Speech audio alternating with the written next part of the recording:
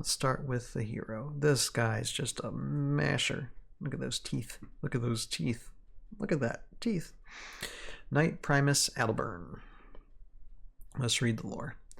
When Adelbern first arrived on Valhalla, he remained silent. His eyes were distant, and he stayed in Jandar's keep, the strong silent type, avoiding action and instead staring darkly into the tree line. He remained this way until Sergeant Drake Alexander, a former soldier of Earth and beloved agent of Jandar, returned from a mission leading the retreat.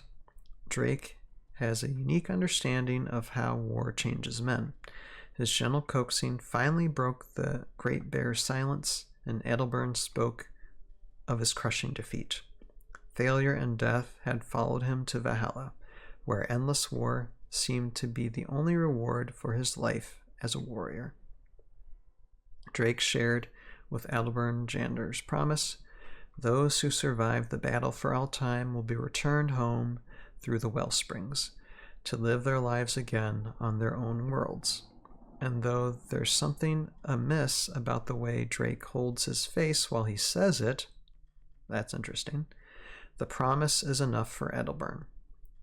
His ferocity reignited. What does Drake know that we don't know? His ferocity reignited. The Knight Primus of the Frostclaw clan will cut down any foe to secure a second chance at his true enemies on Noxtorma. So this is interesting when it comes to the lore. So let's just say that he was actually taken to Valhalla during the times of like during the events of Rise of the Valkyrie and Sword of the Morrow, and he just stood there, you know, in Neander's castle, not doing a thing. That would be funny.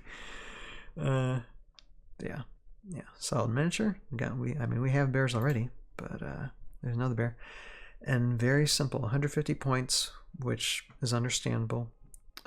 With the solid miniature, you get Yandar, Knight Primus Adelbern, Ursine, unique hero, champion, wild, large 6. I think the wild does bond you with somebody. Here, hold on a second. Well, Taskmaster bonding, so he can go with Death Chasers. Yeah, as well as the Frostclaw Paladins do Noble Champion bonding. So, yeah, the wild and the champion, you do have some synergies there with some of the guys. So, yeah, you can go with Death Chasers though, and he's a smasher too. 8 life. This dude's got 8 life. And a move of 6, so he can still move pretty fast too.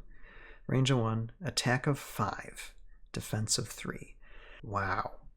I mean, and you think that he'd be a slow mover. Nope. Crushing blow. Before moving and before attacking, you may inflict 1 wound on a small or medium squad figure or a small or medium common hero adjacent to Knight Primus Adelbern. Chomp. But in his case, smash. That's insane. Chomp 2.0. No kidding, Justin. Wow. Again, and I've already read these stats before, but it's just like, dang. You know, we have, like, I mean, our old Heroscape stuff, you have to be really careful with this guy. I mean, he's a tank. He's an absolute tank. It'd be fun actually to have him and bears against like orcs. Yeah, because I don't think Grimneck would stand a chance, really. I mean, he's not a small or medium figure, but I'd have to do bears against orcs sometime, I think. Yeah, that's impressive. Anyway, but that's pretty much it, though. Knight Primus Adelbern. He's a tank. What more can I say? Yeah, if anybody's new getting to Heroscape, really using the bears or a bear army, you know, for like competitive play, I mean, you could do worse. You know, it's really, really good. Yeah. Bears are already good, and this just makes them that much better, for sure. Wow. There you go. That's looking at Knight Primus Adelbern.